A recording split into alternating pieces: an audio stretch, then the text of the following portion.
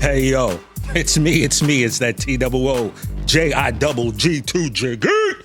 TJ Jefferson here, and welcome to the No Contest Wrestling Podcast. As you can see, I'm here by myself right now because my tag team partner, O'Shea Jackson Jr., he's down doing some, movie star stuff as he is preparing for the release of his new movie, Den of Thieves 2, on January the 10th. So O'Shea's out, he's doing some press. He's going to join us. He couldn't miss this because our guest is the 20-year vet, the biggest heel in wrestling, Dirty Dom Mysterio, and he's going to be joining us.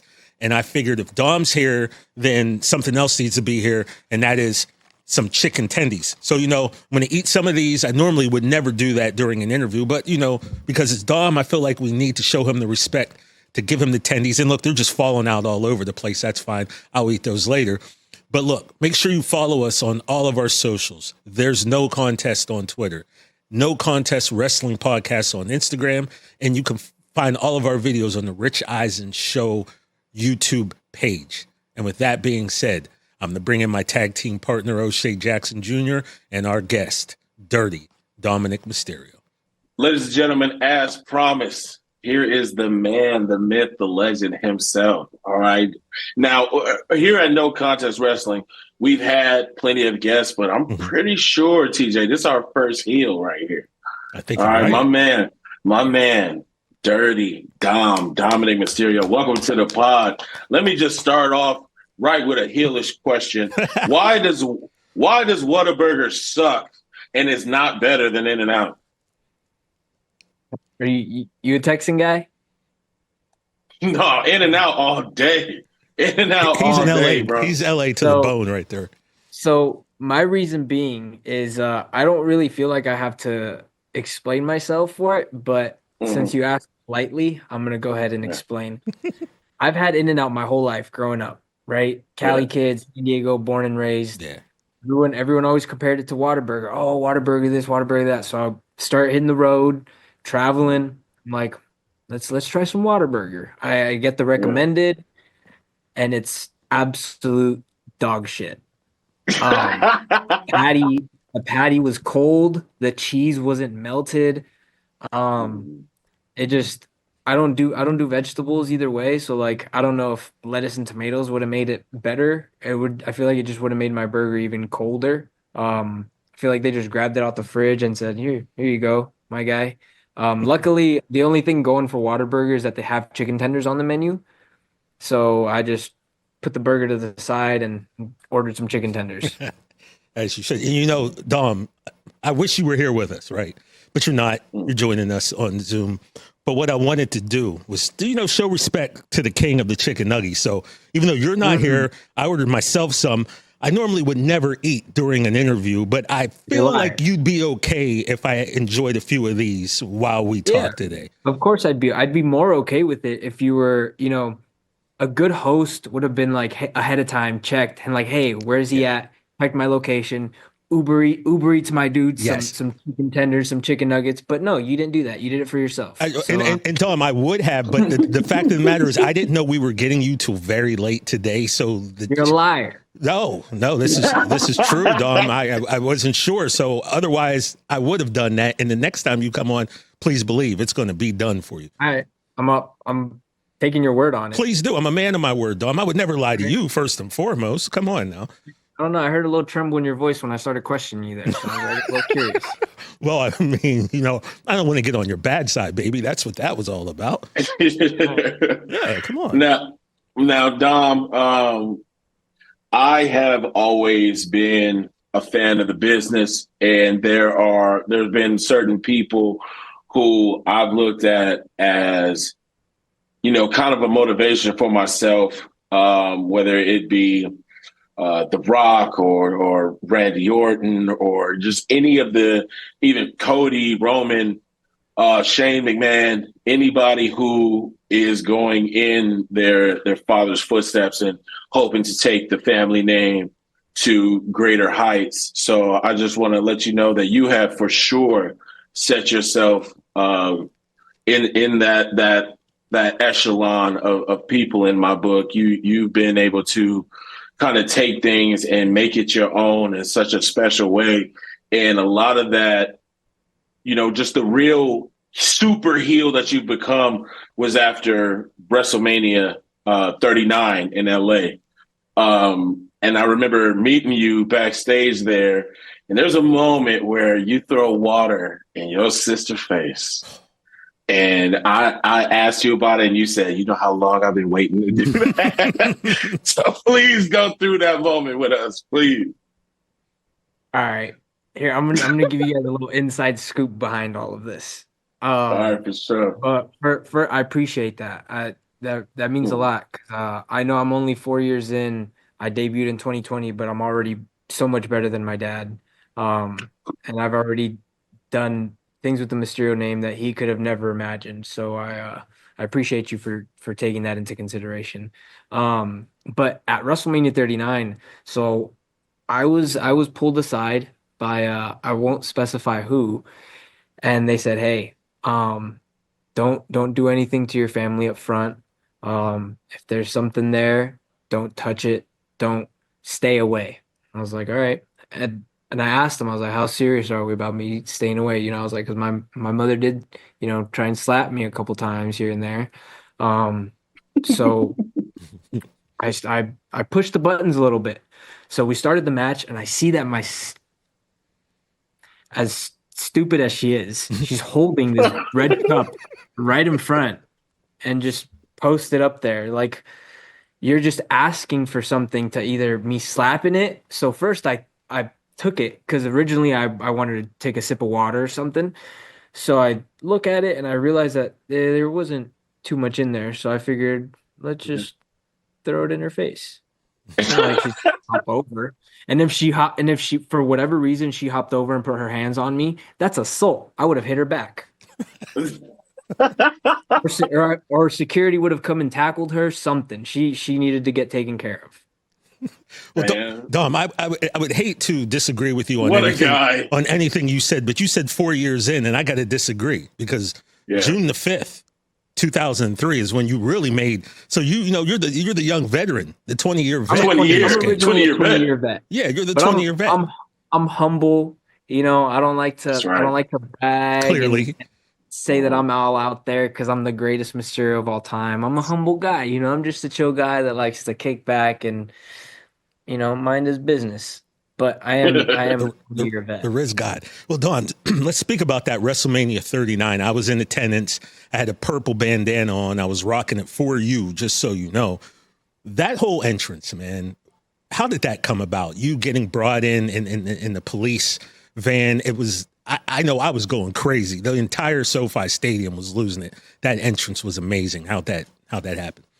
Honestly, it was it came about in such a crazy way because I didn't know about it until I want to say 2 weeks before Mania.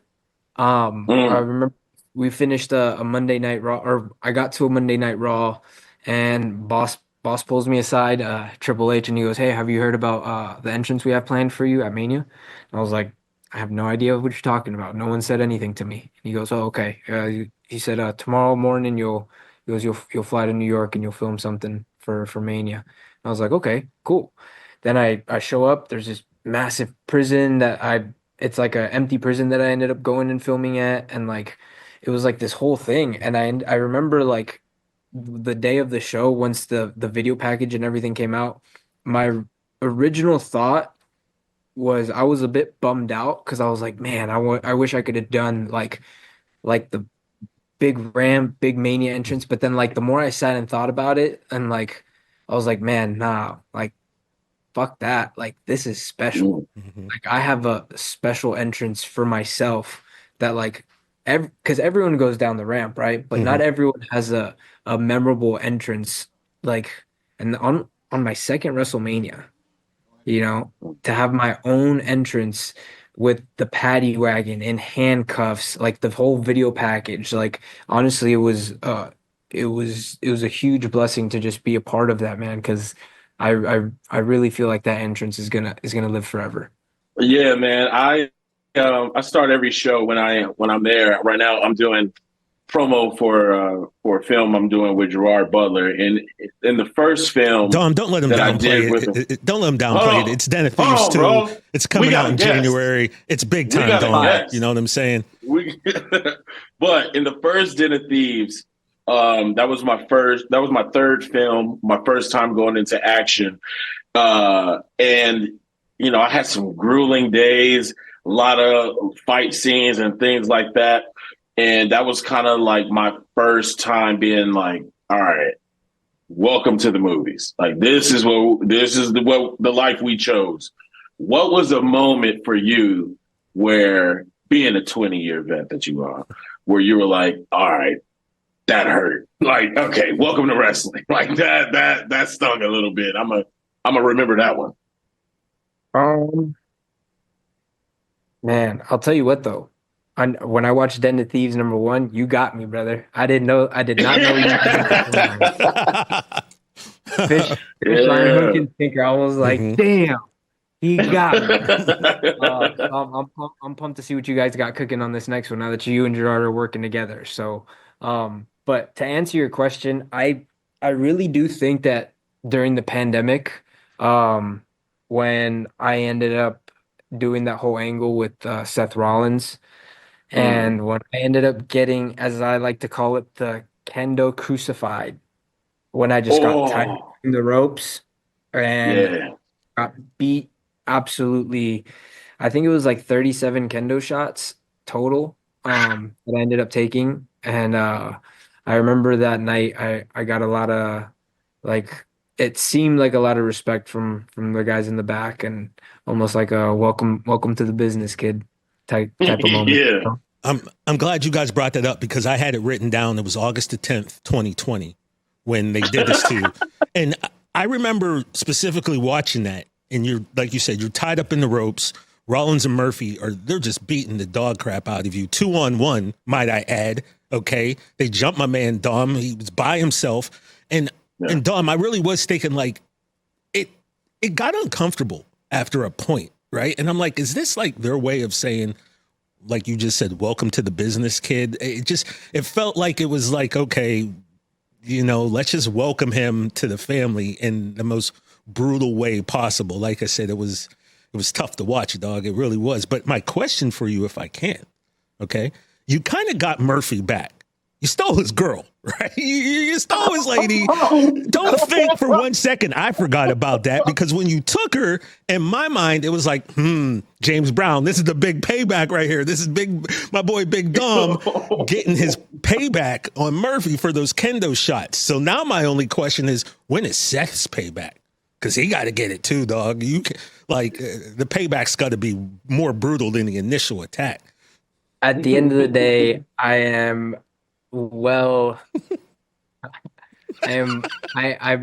upgraded. Let's just say that I'm more improved with my weddita by my side. I didn't even think about it that way, because that dude kissed my sister. So Right.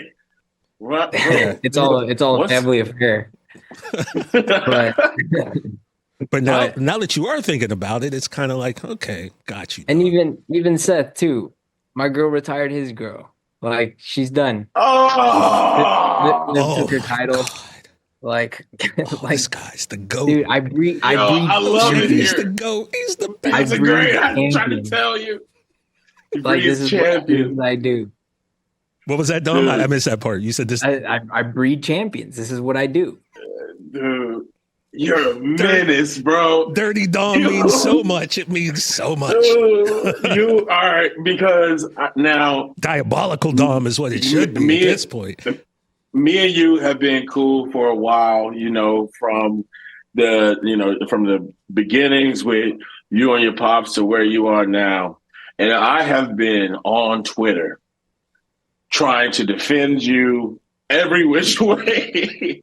Been holding you down, having your back, into some points where I'm just like, I don't even know what to say for this dude. So what is some of your favorite things about being a heel? Because, man, you are good at it, let me tell you. I think some of the best things about being a heel is just having fun with it, man. You can't, like, you can't let the noise get to you. And I'm one of those Yeah. guys where like I never really like I I grew up around a Mexican family. You know, our Mm. nicknames are insults. So like like I have tough skin, you know, like ever like I was 3 years old, my mom's been pulling my ears, calling me Dumbo. So like there's reasons why I don't like my family, right? Um so like I have tough skin. So like I you block out all that noise, like I don't really bother with it. So that's when you can Mm. start having fun. Once you don't care anymore and you just keep having fun, you mess with people, you start ruining kids' lives. You tell them their parents are deadbeats. Like kids come up to you like, Mm. "Hey, birthday." It's like, "Sorry, little boy, everyone has a birthday. You're not special." It's honestly a lot of fun, man, because it's just at the point where you just keep pushing buttons until you see like what you can get away with. That's amazing. Oh, yeah, they'll never make me hate you, Never, Dom. They'll never, never make me hate you, bro. never. Yeah, even on Twitter, I get on there, I log on, I post my little GIFs or whatever, and then Yeah. I call, I'm done. Yeah, dude, they can't say anything to you. I mean, you're untouchable right now. You're on fire. Just as a fan, I'm loving the work, dude. Loving Yeah, the it's work. great. What I really need to see though, as a fan, because I know you stay in Vegas. Mania is in Vegas. We need a dub, bro. We need a dub. We got to figure out where it's coming from. But I need you to be able to go home with a dub, dude. I'm 0-3 at Mania. I don't like that. Yeah, that's I whack. don't like 0-3, that. That's whack. which is crazy, It's right? insane. I'm gonna be the opposite of the Undertaker. Well, Dom, look at it this way. Shawn Michaels is known as Mr. WrestleMania. I think he has, what, 9 more losses than wins at WrestleMania. So, you know, Yeah, it's but nobody cares Damn. about Shawn. I feel That's you. like ever since he lost the hair, nobody cares about Shawn. Yeah. oh Oh, my Let's just goodness. be honest here. Oh my goodness. uh, Dom, let me the ask you though, mullet like is out. you talked about the fan reaction. When those boos started to come in after you kicked Edge in the little edges and beat down your pops, when those boos came when you would try to talk on the mic, were you shocked at how loud they were, and how long did it take you to get comfortable with being booed that way? Originally, I was unaware of the reaction I was going to receive. I knew it was going to be negative. I just didn't know to what point, right? I didn't know how far the fans were willing to boo me, right?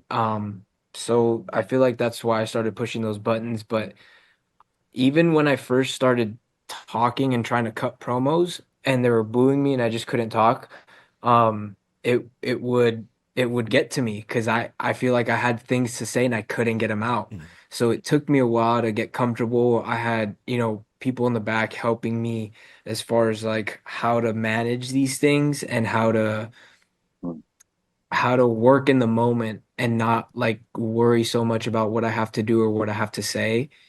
And I think that's what really helped me. Just getting a lot of help in the back from a lot of the more veteran guys, because I know I'm a 20-year veteran, but like a lot of like the older guys that I don't want to, I don't want to give away my secrets here. But I think that really helped me out, just being able to level it out and not worry that I don't always have to say anything, because at the end of the day, someone else will say it for me.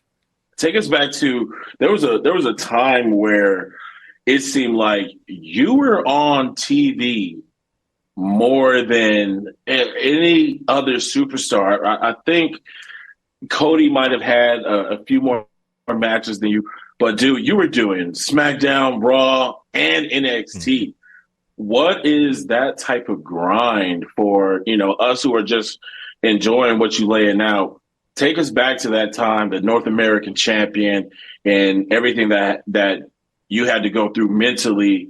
And did you ever hit a wall? Did you ever hit any type of running on E? I mean, I think there was a couple of times for sure, and I know for a fact I had more TV time than Cody that year, because there's no way he did like I was on NXT constantly, and I did SmackDown. I would do like little snippets here on SmackDown, and I was constantly on Raw.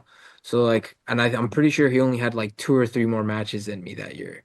Um, but the fact that I was number two to most matches to Homelander is kind of crazy, you know? Yeah. But dude, the grind for that time was definitely real. I feel like that was another point in time where I was able to get a lot of respect from the boys in the back because I was literally I'd fly out Thursday nights for SmackDown Friday, whether it was Mhm. SmackDown TV or SmackDown Dark matches, and then I do live events Saturday, Sunday, TV Monday, uh, go to Orlando for TV Tuesday for NXT, and then I'd stay in Orlando at that time, so I wouldn't go home. So I'd stay in Orlando Wednesday, and then depending on if they needed me for TV, I'd fly out Thursday again.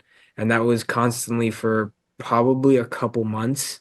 The whole time I held the title, I was constantly doing the dark matches, and I was on NXT all the time, and I was still doing the live events and Raw. So like that was That's really when I nasty. started just insane. And I'm pretty sure I'm the only superstar that's ever main evented SmackDown, NXT, and Raw all in the same week. Legendary Come status. on, man. You know, Dom, I look at you, man, and I know Dusty Rhodes, his nickname was the American Dream, right? I get that. But I'm looking at you, bro. You are the epitome of the success a young man can make himself, right? You came from a home which didn't have much love for you, obviously. Deadbeat Nah, father, a mother who made fun of you, a sister yeah. who probably tattled on you every time you took a Dude, I breath. don't even know if they're my real parents. Well, we all are a little bit not sure about that, and we'll probably get to that. But He's a survivor, you, TJ. all of that you had to deal with, dog. And now look at you now. Number one heel in the business. Sports Illustrated had you, what, number one wrestler under 30? Number one, my man, Dirty Dom. How, dog? How were you, I guess, able to just Yeah. climb up out the muck in the mud with just all the negatives that you had to overcome in your life to get to this point? You know, growing up in the hard streets of San Diego, Yeah. where It's no joke down you there, know Dom. it's no joke, man. Where I asked for a Mercedes, got a BMW. Just Wow. rough. Wow.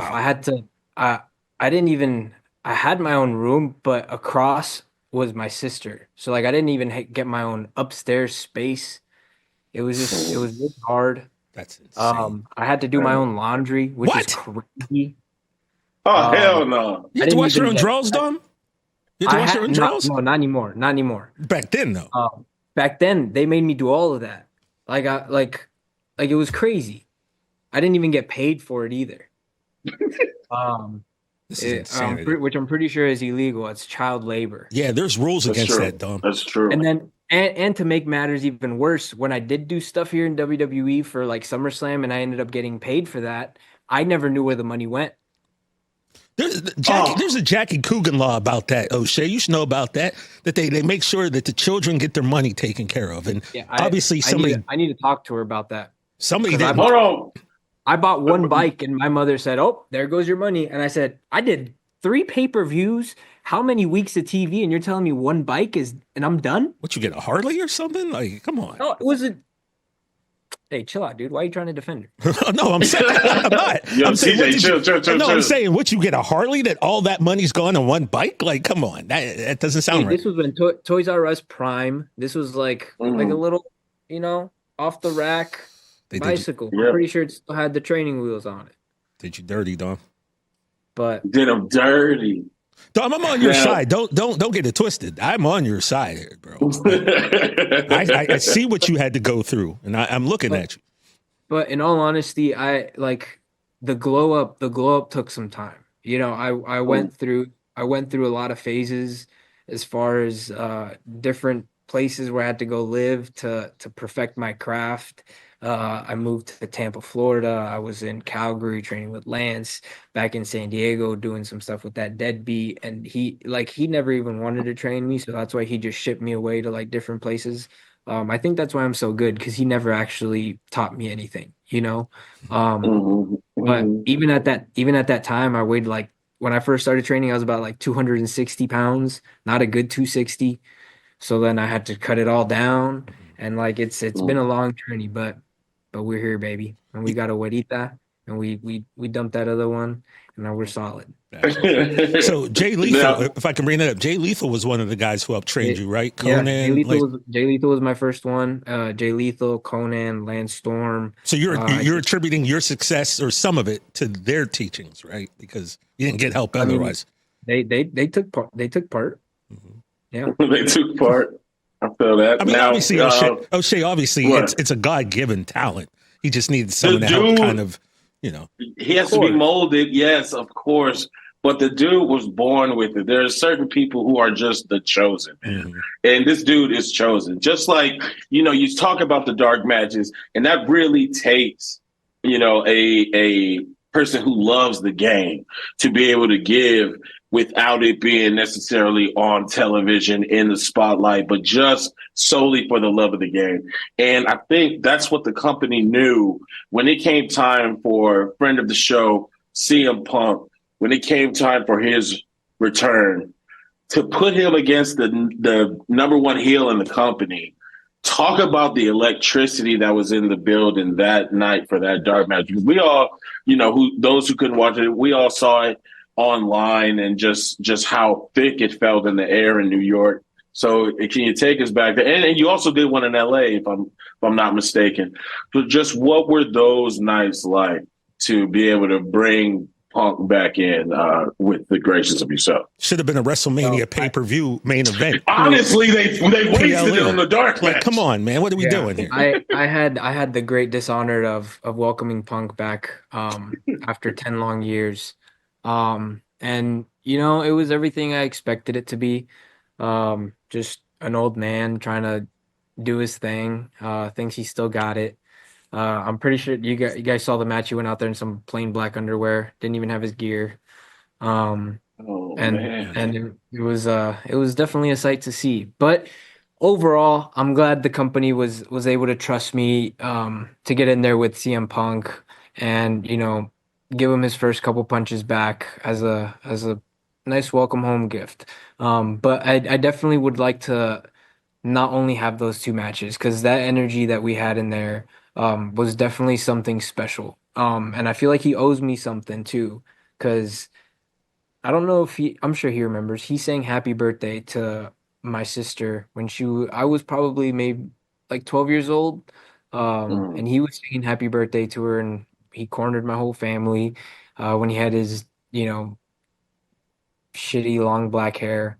And what was that? The society, straight edge society. yeah. See, I didn't remember it because it doesn't matter. But anyways, I would definitely, now that I'm my own man and he doesn't have to corner me into a corner, I would love to get my hands on him again, And now that I'm prepared and ready, and I've seen kind of what he can do. So it's nothing special. He does the same things. So I'm pretty sure I can read his playbook. Or oh, actually, here's a good one. I know his move set. You're a low down, dude. Wow, diabolical dumbest. I'm buying merch today. Well, see, that was your first mistake. You should already had the merch, because I got the dirty. I know I got some. I got some. I need to get more. I'm not getting that toilet paper though, because that's not nice. I don't like that. I don't know who came up with that idea. Well, I showed up at TV one day and they're like, "Hey, did you see the toilet paper?" I was like, "What are you guys talking about?" And then they showed me a picture of the toilet paper with my face on it. And I guess in a way, that's just me being legendary again, because who's had toilet paper with their face on it in the WWE other than myself? Dom, you getting broke off with a little bit of loot for that toilet paper they're selling with you? I mean, I hope so. You should. I mean, I'm pretty sure that toilet paper sold out or something. No one else's face would have sold out, that's for sure. Damn right. I'm gonna go TP's house Dom's face on. So, All right. Dom, O'Shea was talking about his pops earlier, and we already know the issues you've had with your father. We've seen them over the past 20 some years. O'Shea, I got a question for you though, dog. What would it take for you to squabble with your pops the way Dom has had to, throw down with his? What would it take for that to happen? Now, see, I would never try. I don't think your dad was a deadbeat the way his was. So yeah, it's different. My man Dom, he's been through so much, dog. Like it's incomparable. I would never try to put myself in the shoes of what this man has had to go through. The person that he has to look. Yeah, the person he look at in the mirror, he had to form on his own. It's just two different circles, man. It's a pleasure to even have you on the show and for you to have the strength to tell this story as many times that you have. It's incomparable, my brother. So I just want to let you know, man, you're a hero. You're a hero to sons out there, bro. Thank you, man. Appreciate you. Now, there is something I got to ask, though, because we ask this to everybody on the pod. It's one of our favorite questions. Actually, it's a two-parter because I could ask you this one for sure because you are a son of the business. Now, the first one is you were obviously a fan growing up. You've been around it more than most people on the planet. When was the first time, as a fan, that wrestling broke your heart? That's a good question. Thank you, man. You can expect that on the No Contest Wrestling podcast. So we try to do, Dom. We don't want to waste your time. You're doing what most people don't make me do, and that's think. Hey, I got you, man. It's a safe space. Let's see. 05. Okay. When so I was still young at the time, but when Eddie passed. Oh, dude. And just seeing the community and like I don't remember showing emotion as a kid unless I was like physically hurt or like because nothing really like I always kept to myself. So I remember when we were watching at home when Eddie had passed and the video package that they played with the Three Doors Down song. And I just remember sort of crying as a kid, watching this and like remembering him and just what he had done with me and just everything that like we had gone through in that angle, So I remember that as like a wrestling fan that like got me, because I knew like I wasn't going to see him again. And then now as an adult, being in the business, it kind of sucks even more because not only did I know him as a person and I got to be in the ring with him, but I get to appreciate his work so much more now, because it's just I'm living through it, trying to honor it, and I just looking at his matches and seeing how good he was, it just really it makes me appreciate so much more the time I did get to spend with him. Dope. That's dope. You got one, TJ, before I hit him with the other one? No, since we're already rolling, let's just keep going. Let's get to this next one. This is our big question, Dom. I can't wait to hear this answer. This is our fun one right here. Me and TJ, our very first episode, we were trying to go through, what's a good juicy question that you would want to know as a fan, and we basically had similar questions, and we formed it into this one right here. It was like Voltron. Yeah, it was so.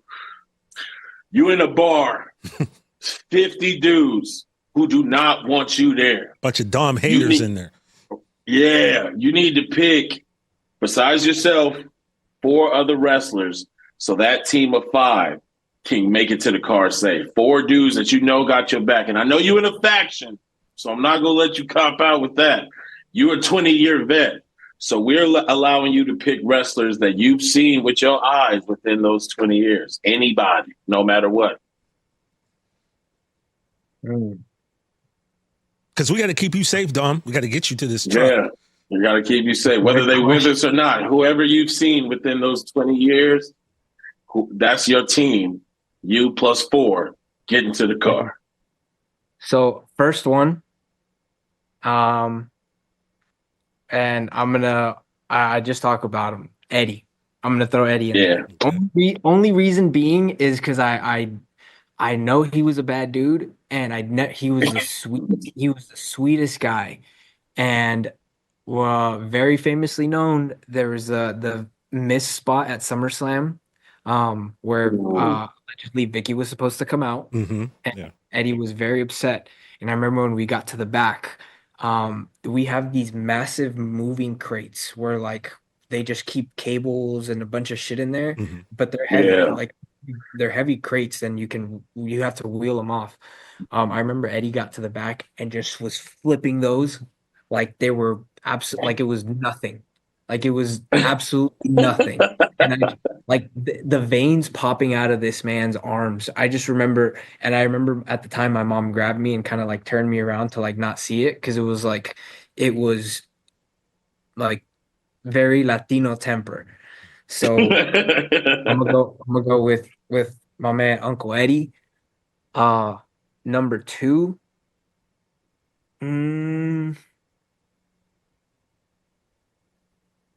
Bronson Reed.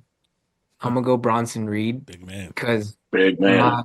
I feel like that's one of my boys in the back. I've been in talks trying to talk to the Judgment Day to get this dude. He's a big chicken tender guy. So I'm trying to lure him in with some chicken tenders. Makes sense. So I'm working on that, but I feel like that he'd have my back on that. Let's see, who's another one? I got Eddie, I got Bronson. So I need 2 more? 2 more. 2 more. You 3 and 2 more. 2 more.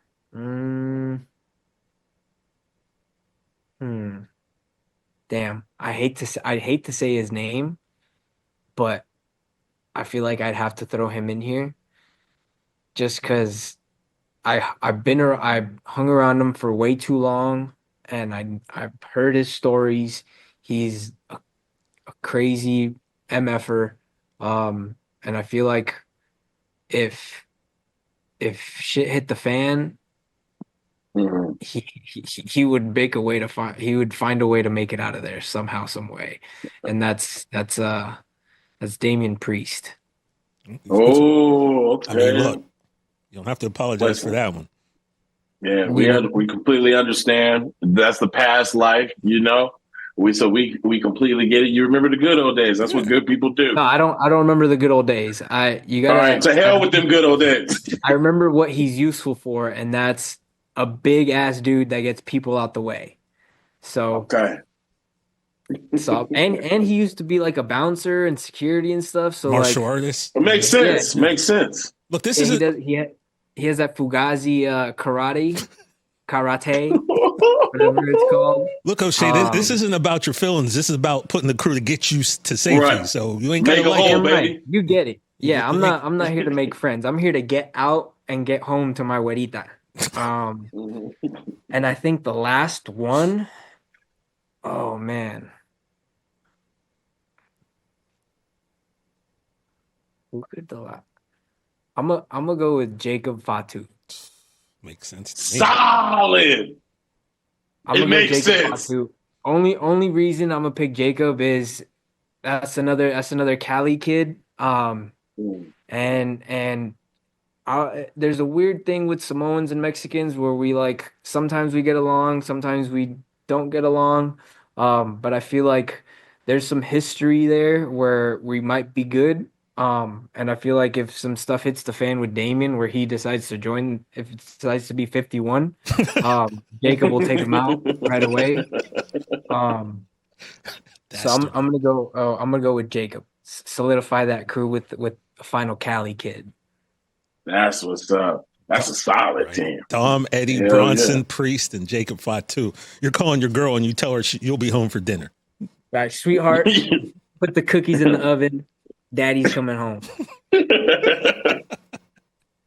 Dom, let me ask you this, because you are the you're the 20-year vet but your career isn't even close. We haven't even made it halfway through the greatness of this Dom Mysterio. So Dude, I might retire next year. Why? Because I'm on top. Don't say that. Dom, right. I get it. On top. But Dom, you can't do that to us, dog. You can't just leave. I won't do that. You know. So I'm gonna ask you this question because I feel like we haven't even scratched the surface of your greatness and all the great matches you're gonna have. So I'm gonna ask you this: if we were going to take someone who's very new to pro wrestling, and I would to give them 3 matches to watch to get them hooked. Dirty Dom Mysterio, the young OG, the 20-year vet.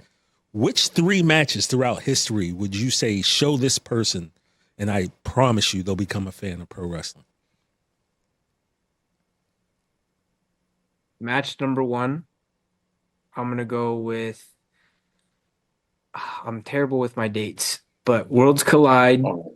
It was Hijo del Santo and Octagon versus Art Barr and Eddie Guerrero, Los Gringos Locos. Best 2 out of 3 falls for it was a hair versus mask match, and my God, those guys just absolutely tore it down. It's one of my favorite matches of all time just because of the style of it. It's things you don't see anymore. It's just different. And at the end of the day, those guys get their haircuts and they took it like champs. So that's match number 1. Match number 2, I want to say it's WrestleMania 3, Steamboat and Savage. Great one. So it just the storytelling with that, they just knew each other so well. And it was just such a good match. You know, you can put that match at any point in time, and people are going to be hooked, you know. For years, that was the gold standard too, Dom, of just that was the epitome of what a perfect match was. Yeah, 100%. Because it's everything you want in a match, right? It has the story, it has the finish, the emotion that gets the crowd hooked into it. It's one of those things where I wouldn't change a thing. But I'm sure if you ask those guys, I don't know. I feel like those guys were perfectionists and would be like, "Oh no, I'd change it." But like it was a beautiful match. No doubt. And one more. Yes, sir. Yeah. Last one. Dirty Dom versus Dragon Lee. There it is. I feel like I really outdid myself in that match there, where I just absolutely shit on this kid, and just took him to school. You know, he really thought he was gonna come in here with all this lucha royalty, but I had to hit him with the sit down, kid. This is a 3rd generation, 20-year vet stepping in. And it was one of my favorite matches just because I retained my North American championship, and it was as close as San Diego as I've gotten to defending my title, and it was honestly it just felt special that night for some reason, and I was happy that I ended up on top. So, and I feel like if you put that match next to anybody's, you know, Dirty Dom's always on top. That's what's up, man. Dom, thank you so much, dude. It's been a pleasure to talk to you, man. You have been talking about getting this going for a while. We got to get you one day in studio, and you know, before the film comes out, man, I'm gonna try to set up a screening for you and a few of the boys, man, before the film comes out. That'd be dope. You let me know. Judgment Day will come through. And Dom, before we lose you, I think there's a picture that we have that we wanted to post. There you go. Look at all that. Look at that. There it is. What a monster. Next time, Dom, whenever you're here in LA and you're sitting in studio, that's what you should expect from us. Now that will come to make up for what I did wrong today. I apologize to you, sir. I appreciate it. That's a good host right there. Trying to be, Dom. Trying to be, you know, trying to get stars like you to join us and eat nuggets and tendies with us. You know what I mean? I appreciate you, homie. There he is. Have a great day, Dom. Ladies and gentlemen, the great, the future world champion, the future Hall of Famer, the man who just drug himself up from the dirt with no family help whatsoever, Dirty Dom Mysterio. Thank you, boys. Man, what a great interview with Dominik Mysterio. You know, our audio guy, Jason Feller, just looks at me and goes, wait a minute, he really hates his dad. Look, man, based upon everything we heard in that interview, there is no love lost in that Mysterio household, and Christmas is going to be very weird if Dom decides to go there. And speaking of Christmas, it's next week. We're going to be off, so we want to wish all of you very Merry Christmas, Happy Holidays, Feliz Navidad, Happy Kwanzaa, whatever you celebrate. I hope you celebrate with friends, family, and loved ones. Please be safe. We may be back for an episode on New Year's Day. We're not quite sure yet, but regardless, 2025, man, there's going to be big things popping here with the No Contest Wrestling Podcast. And I thank you all for taking this journey with us. Hold on tight, man, because the train's just starting. It's No Contest. Peace.